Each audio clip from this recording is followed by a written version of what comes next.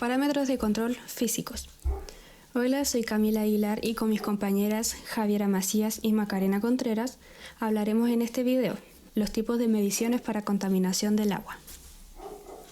El agua es incolora, pero hay excepciones. En algunos casos, el color del agua se debe a la presencia de materias orgánicas naturales que se encuentran disueltas o en suspensión. Color amarillento, debido a los ácidos húmicos. Color rojizo, suele significar la presencia de hierro. Color negro indica las presencias de manganeso. Parámetro de control. Hay dos métodos, por comparación visual y por método de espectro fotométrico. El procedimiento se reduce simplemente a la colocación en el equipo de una celda fotométrica que contiene un blanco de agua destilada y de otra celda que contiene la muestra. Para eliminar la absorción de luz por parte de las celdas y que dicha absorción altere las medidas, las celdas fotométricas se construyen de un material transparente a la luz con la que se realizan las mediciones. El agua es inolora, pero hay excepciones también y en algunos casos el olor es determinado por diversas causas.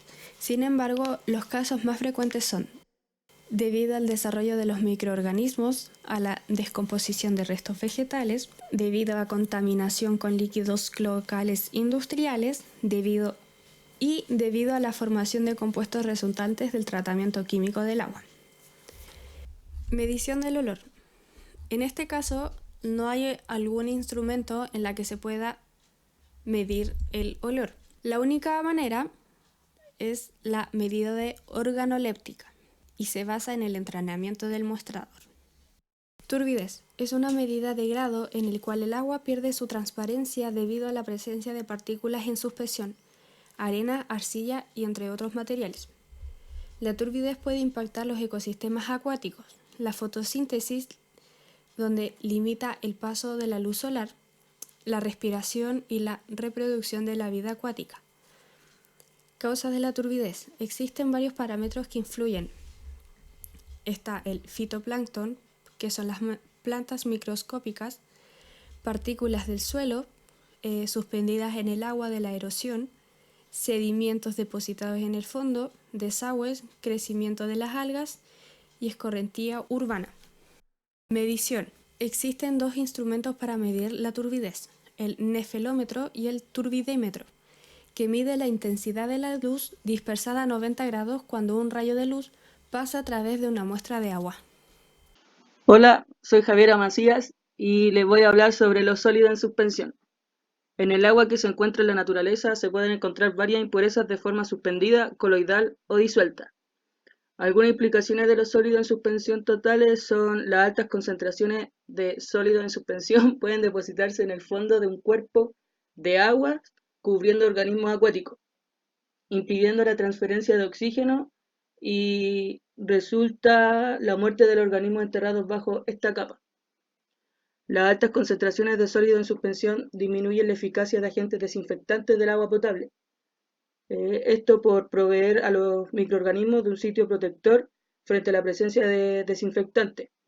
Esta es una de las razones por la que los sólidos totales en suspensión, también conocido como la turbidez de agua, se filtran en una planta de tratamiento de aguas residuales. Hay contaminantes de origen orgánico e inorgánico que son absorbidos en la tierra, aumentando la concentración de contaminantes presentes en los sólidos. Esto quiere decir que los contaminantes absorbidos en sólidos pueden ser transportados a otros cuerpos de agua, resultando en la exposición de contaminantes a organismos lejos del origen de contaminación. Para medir los sólidos en suspensión, primero hay que preparar los filtros. Hay que lavar 3 filtros con 20 o 30 ml de agua destilada. Posterior a eso se debe colocar los filtros en sus propios recipientes de aluminio, secándolos por 30 minutos en un horno de 104 grados Celsius. El recipiente y el filtro se ponen en un desecador y se pesan. Para la obtención de sólidos totales hay que filtrar una muestra de 100 ml usando el filtro preparado en el paso previo. Luego se debe enfriar el filtro y el recipiente, en un desecador y pesar. Y luego con esos datos, con los resultados obtenidos, se debe hacer la fórmula.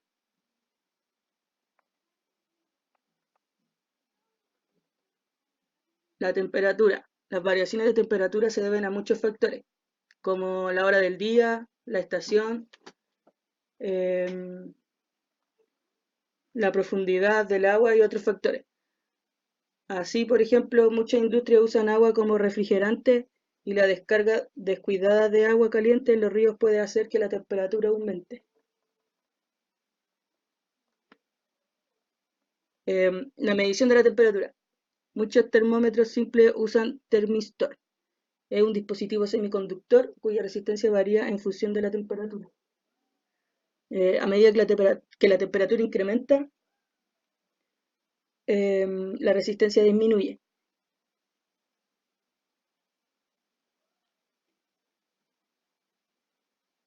La resistencia medida por el termistor se convierte en un valor que se muestra ya sea en la escala Celsius o Fahrenheit. Los sensores termistores son adecuados para rangos de temperatura desde menos 50 grados a 150. La densidad del agua varía principalmente según los componentes del agua o salinidad, la temperatura del agua y la presión atmosférica. Hay diferentes tipos de medición para la densidad. Uno de ellos es la medida con su volumen y peso, que se usa la fórmula la masa dividido en el volumen, y el resultado dependerá de la resolución y exactitud de la medida de los aparatos. Otra forma es con un densímetro, que es un aparato que funciona midiendo el volumen y peso de una muestra de agua. La escala posteriormente está calibrada para darte los valores reales de densidad.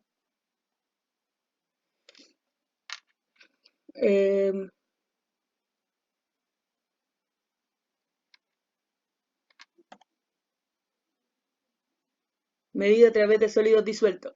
Los sólidos disueltos es uno de los métodos más habituales para medir la densidad y la salinidad. Esto funciona a través de la medición de la conductividad. Con este método se miden los sólidos disueltos.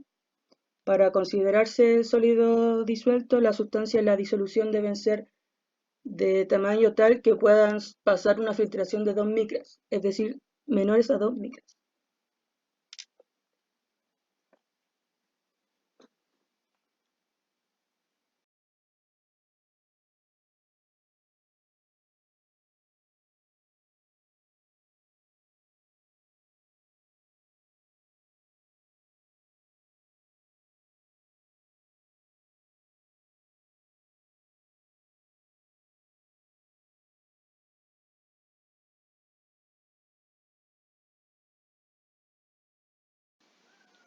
La conductividad.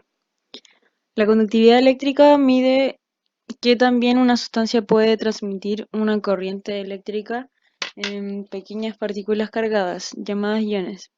Pueden transportar la corriente eléctrica a través de una sustancia. Estos iones pueden estar cargados positiva o negativamente. A mayor cantidad de iones disponibles, mayor será la conductividad. Menores iones resultarán en una menor conductividad. La conductividad eléctrica se reporta de manera habitual en milisiemens por centímetro. La conductividad se mide con un aparato que se llama conductivímetro y básicamente lo que hace es medir la resistencia al paso de la corriente entre dos electrodos que se introducen en el agua. El aparato ahí, bueno, ahí sale en la pantalla. Ya la radiactividad. Ya, la radiactividad se se mide con el Sistema Internacional de el Becquerel.